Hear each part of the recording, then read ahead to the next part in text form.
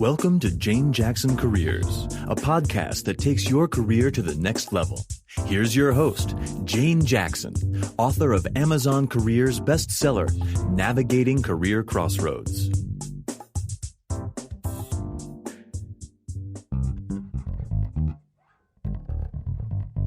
Today's podcast is brought to you by Audible.com. You can get a free audiobook download and free 30-day trial at audibletrial.com/Jane Jackson Careers. There are over 180,000 book titles to choose, so give it a go and get your free audiobook today from audibletrial.com/Jane Jackson Careers.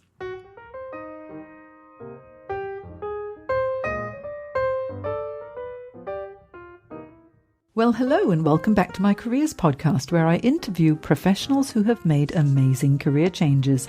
Now, today I'm delighted to welcome Dr. David Dugan to the show.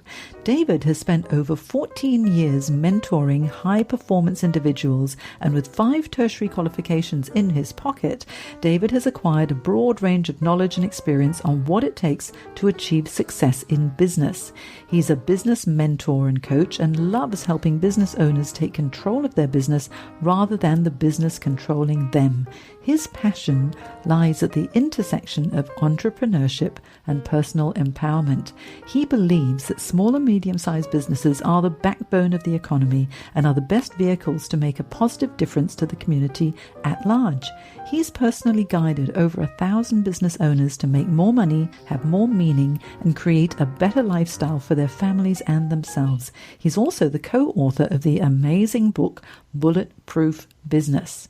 David's also served in the Navy, where his leadership, communication, and commercial acumen led him to be quickly promoted to a commander. He coached the Navy's top decision makers to help them remove barriers to success and unleash the potential of the leadership team. And during his time in the Navy, he served on deployment in the Middle East and was awarded the Humanitarian Overseas Medal for his work during the 2004 tsunami that hit Indonesia.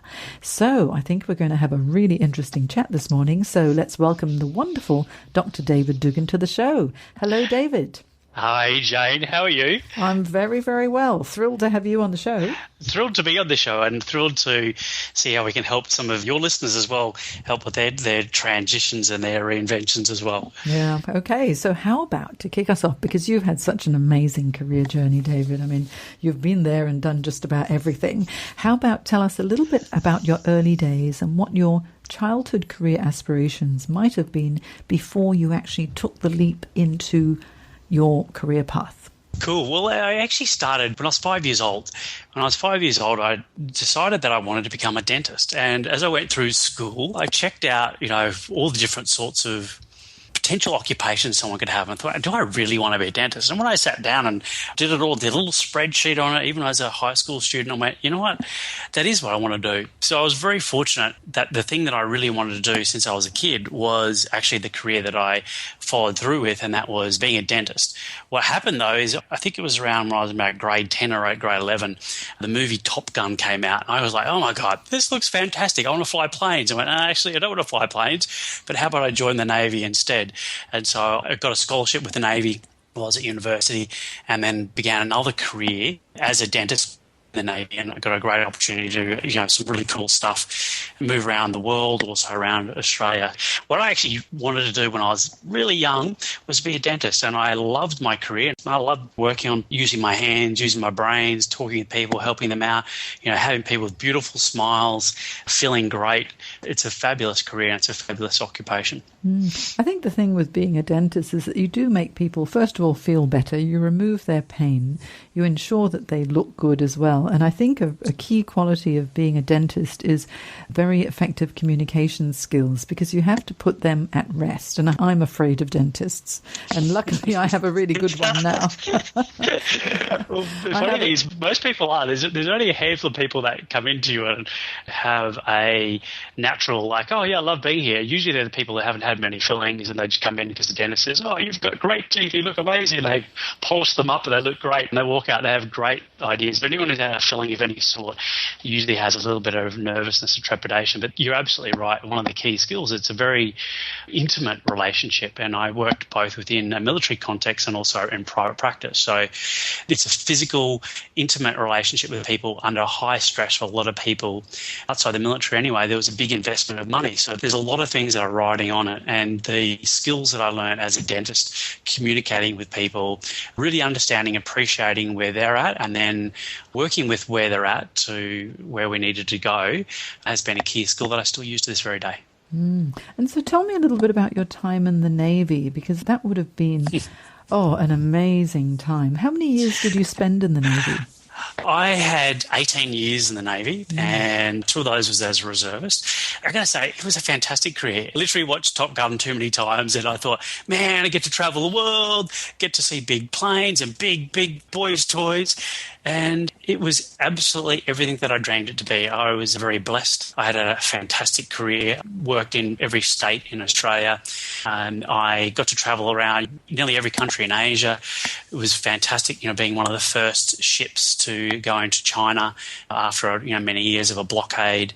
Going to the Middle East was a big deal. The tsunami in Banda Aceh was absolutely a defining moment in many ways. Actually, it actually was one of the main reasons that moved me into doing what I'm doing now. That was an incredible experience, and I loved that. The culture, what it taught me was it's not just about the job, it's about having a life. And many people who join the military join it, then the ads say it's not a job, it's a career, it's a lifestyle. And that certainly was for me. I've got some great friends that I still talk about and still enjoy mixing with. But one of the things I found from that is it allowed me to develop a lot of the disciplines and a lot of the traits and success habits more than anything else that have helped me achieve beyond just being a dentist, which was a great career, but doing what I'm doing now.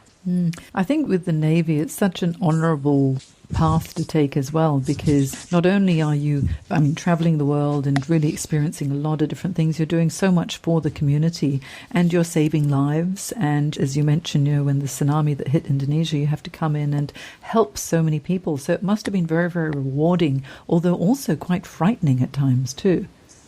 Yeah, absolutely it was. Some of the most frightening things are actually not the things that you get credit for. It was actually things like sailing off the Philippines in tornadoes and I was on a destroyer at the time, and having the whole front of the ship just get devoured by a wave and hearing the motors almost come to a stop as they plunge into water, and thinking, and then you hear statistics like 1 in 15 ships sink even to this very day because of stuff that happens out there. It's like, those things are fairly full on.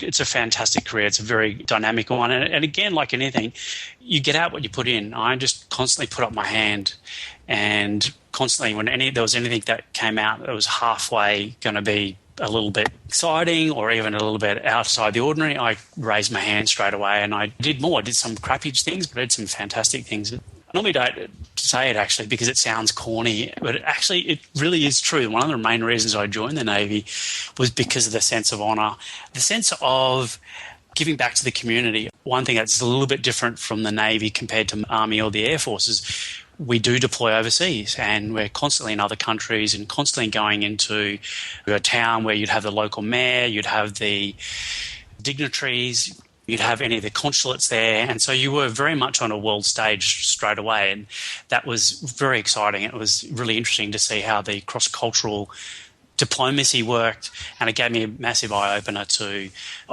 being global. And that's part of what drives me to this very day. I love doing what I do now, and making sure that I'm positioning myself to a global business is also important. And I think it would have developed that very strong cross-cultural understanding as well, being exposed to so much. So, David, with 18 years in the Navy, I know that a number of my clients whom I coach who've been in the military or in the Army and they've transitioned out, it can be quite challenging because you're used to being a very structured environment with regard to career progression. And then when you exit the military services or the Navy, suddenly it's very, very different. So tell me about how you felt when you decided to transition out of the Navy. You're absolutely right. And I've actually coached my last job in the Navy as an executive coach, which led me into what I'm doing to this day. If people think, hey, you're a business coach from being a dentist. I transitioned into being executive coach, and I actually went effectively part-time. I was on long service leave and part long service leave. So I got a bit of a taste of civilian life while at the same time being in the military. I had done private practice and I had done some things on the outside. I didn't go cold turkey.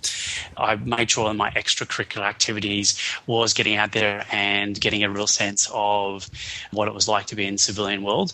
I did a lot of personal development as well. And so I got a good taste of personal development and business development. So I got a really good sense of what it was like to be in a different environment. I didn't just go cold turkey. And the next thing is I just made sure that I was being looked after when I left and that I didn't transition. I had a wise mentor called my father who just said, if you're going to go out and do something like that, you need to go to where there's already some flow happening. In other words, there's already wealth being created. There's already some stuff happening. So basically said, go and work for someone who's already doing that. And that's exactly what I did. I got mentored.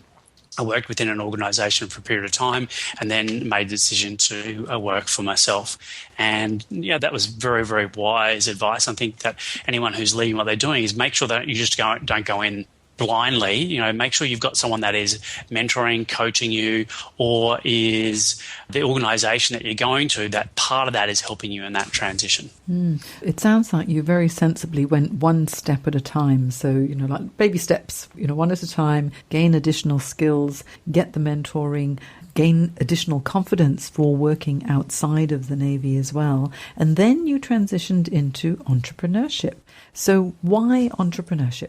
Well, it's funny. I think you can be an entrepreneurial employee, and I think entrepreneurship is a mindset as much as anything else. Even though I work for people, in other words, worked in the military, I always felt like I was entrepreneurial, but I'd try different things.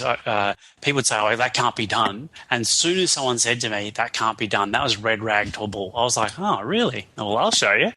You tell me it can't be done, I'll go and find a way to get it done. And I was always doing things that were a little bit outside the ordinary. And I think that's the attitude that's important. That's the entrepreneurial spirit. So that was a big part of it. I had little businesses on the side that I was always growing, and I studied different businesses and I gave a few things a go. Most of them didn't work because if you don't going full time into something, it just doesn't work. You got to burn your bridges. And I realized that, and I had an event that occurred to me, and that was the event that was like, okay, I'm going to burn the bridge on this. I need to make a decision. I can't talk about it anymore. Now's the time to make that. And I don't know what it looks like. And I left the military at the height of the GFC. So probably the worst time you could go out and start a business is when I went out.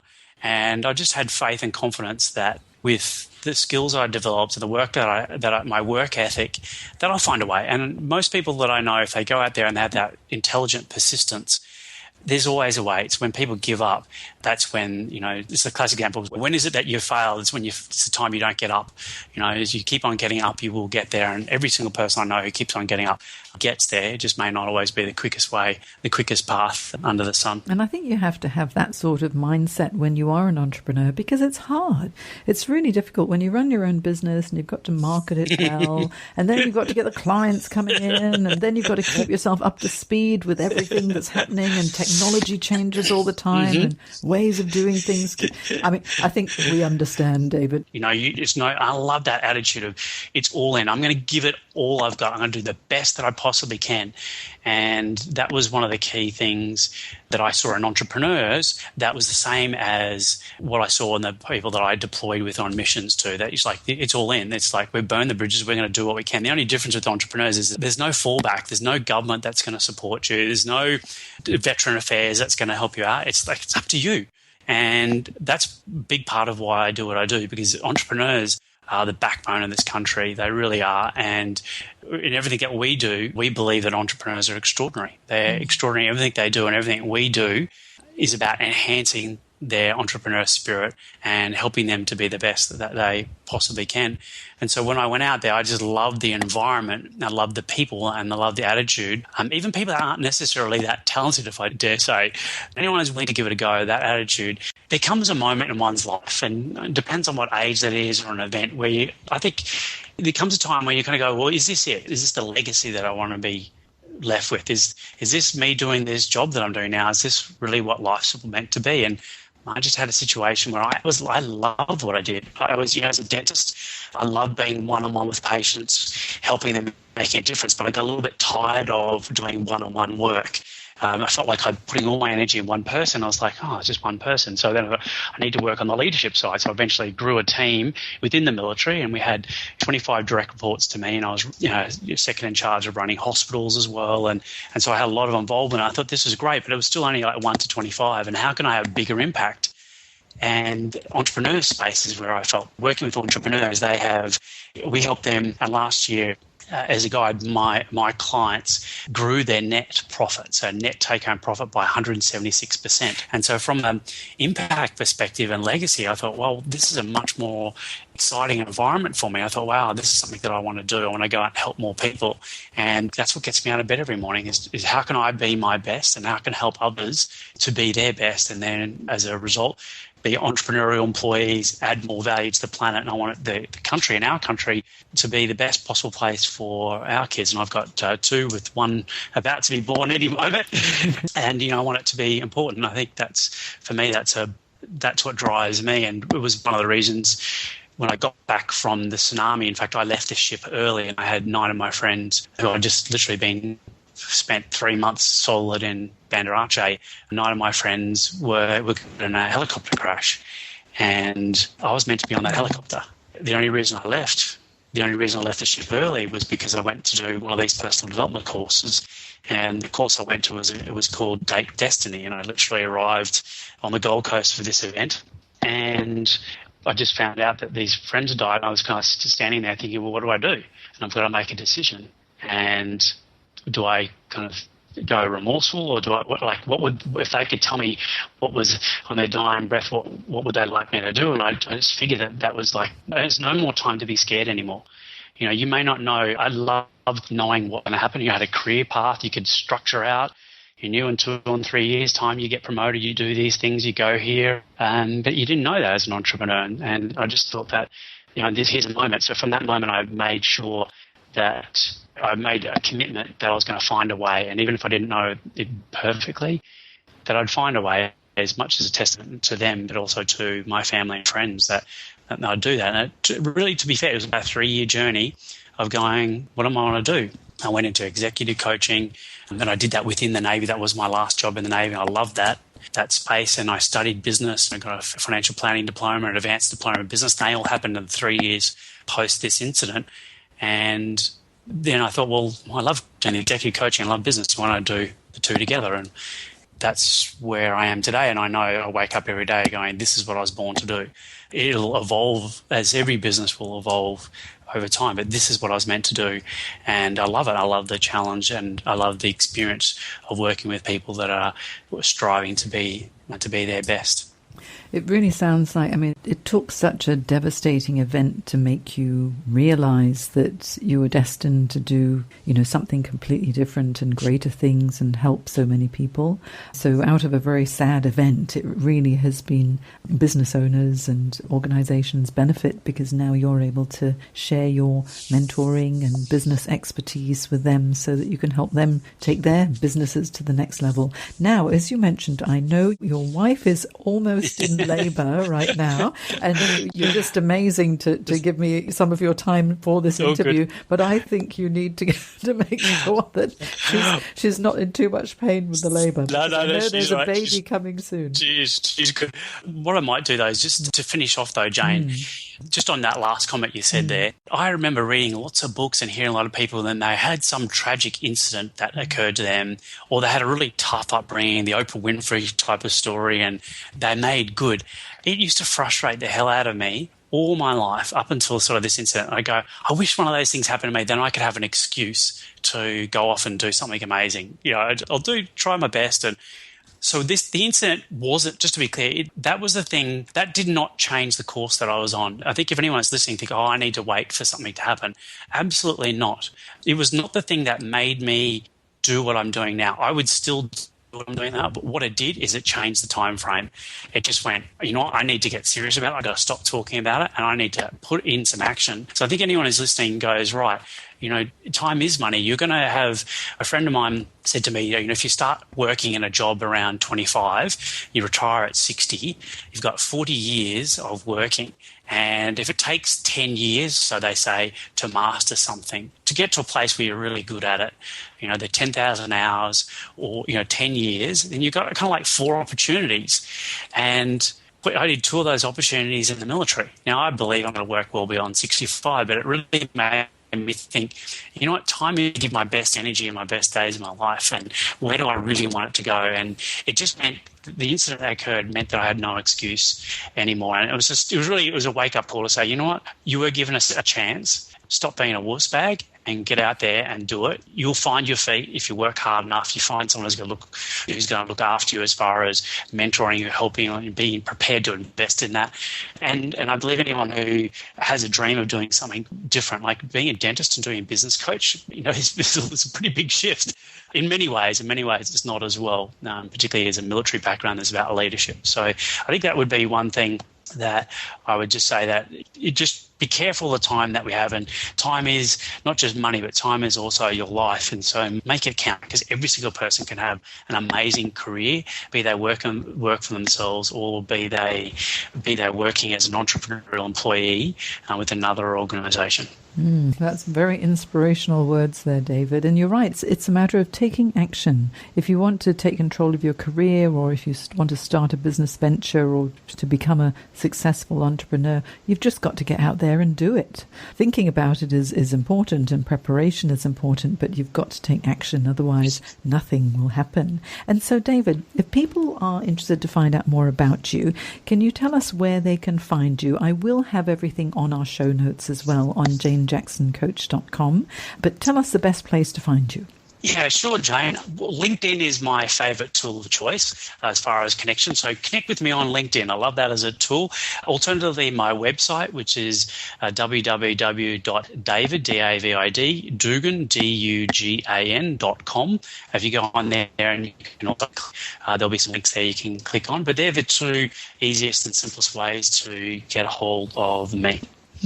And you also have a special offer for our listeners if they are business leaders. So a special offer for business leaders who are looking to take their business to the next level.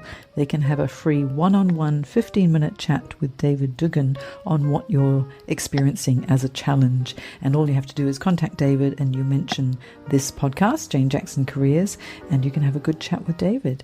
So thank you so much, David, for giving us your time, and good luck with the birth of baby number 3.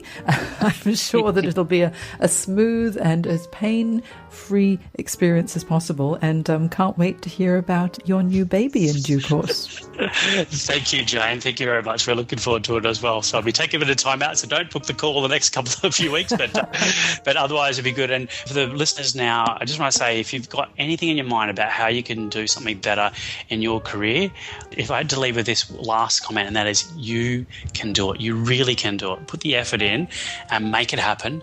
Make your life the amazing masterpiece that you know it can be, and you see other people do it. You can do it. Just go out there and smack it out of the park. Fantastic. Thank you so much, David, and we'll talk to you again soon. Pleasure. Thanks, Jane. Bye. Bye.